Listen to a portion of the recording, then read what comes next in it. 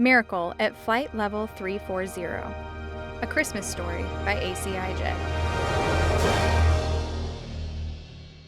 Carol had always been home on Christmas morning. Her favorite memory as a child was the thrill of running down the stairs to find her gift wrapped, but was clearly the bike, the rocking horse, the thing for that year. In fact, when she and her husband were shopping for their home in the hills outside of San Luis Obispo, California, many years ago, her one requirement was that it have a magnificent staircase that her own children could someday descend on Christmas morning in order to experience the same thrill of a first look at their own Christmas gift. This year, her young boy was old enough to walk and talk, and Carol could think of nothing more thrilling than watching his amazement as he first set his eyes upon the gift that she had wrapped lovingly for him. She just needed to get home. Impromptu trips to the New York office weren't a new thing for Carol.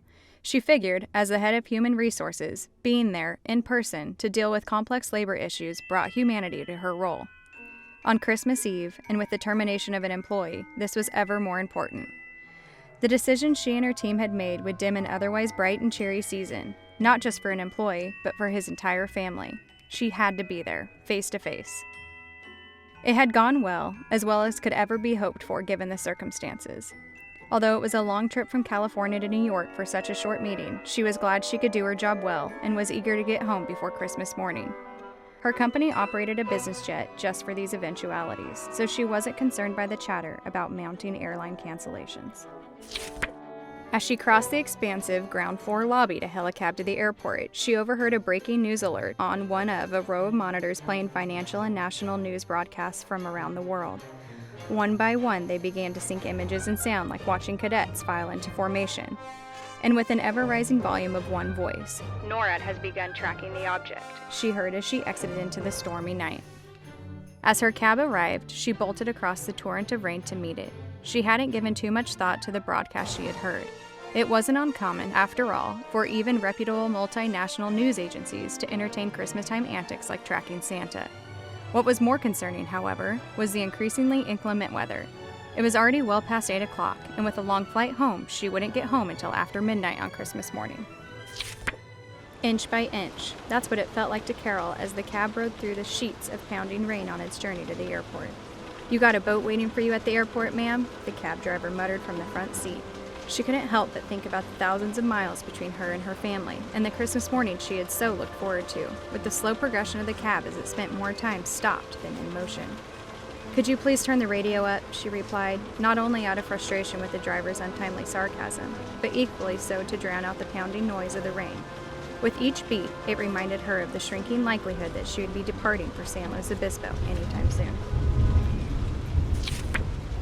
As the cab finally pulled up to the airport, the storm had eased a bit.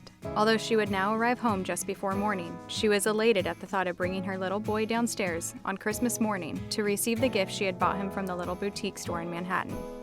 As the aircraft lifted off, all she could think about was the look that would be in her son's wide eyes when he sees his gift for the first time, and the vision of him toddling across the living room faster than ever before, with arms in the air only to tear into the ribbon and paper.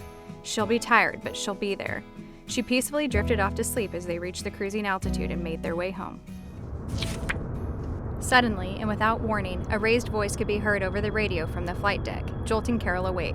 "November, Alpha, turn right heading, immediately via, confirmed." Carol could hear the murmur of the flight crew, followed by the piercing ding of the cabin announcement system. She looked at the moving map display in the cabin, and they were somewhere over the Midwest.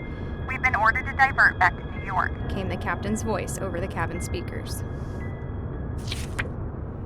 Carol waited for a moment longer, eagerly awaiting more information. As if hearing the anticipation in her mind, the flight deck partition opened, and the captain approached Carol, taking a knee by her side.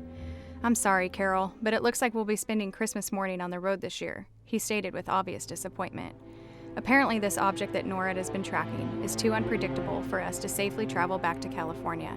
I would have thought it a joke myself had we not picked it up on the radar while climbing out. I am so sorry." How fitting. Her flight crew was face to face with her, delivering news that would dim the bright and cheery family Christmas she had longed for.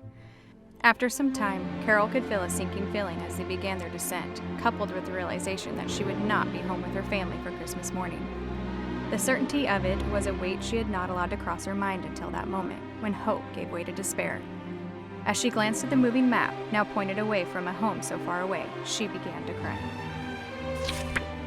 She cleared her eyes and began to prepare for the call to break the news to her husband, when a glow of light began softly rising outside the cabin window. At first, Carol gave it no thought, as they were expected to overfly the bright lights of New York City upon arrival. However, as she looked at the moving map to realize they were still far too high and too distant, she was puzzled. As they passed through 34,000 feet on their descent into New York, the engines began to surge and a vibration began animating every item in the cabin, herself included. The sound grew to a roar of an orchestra, but the players were silverware, dishes, cabinets, and anything else not secured in place.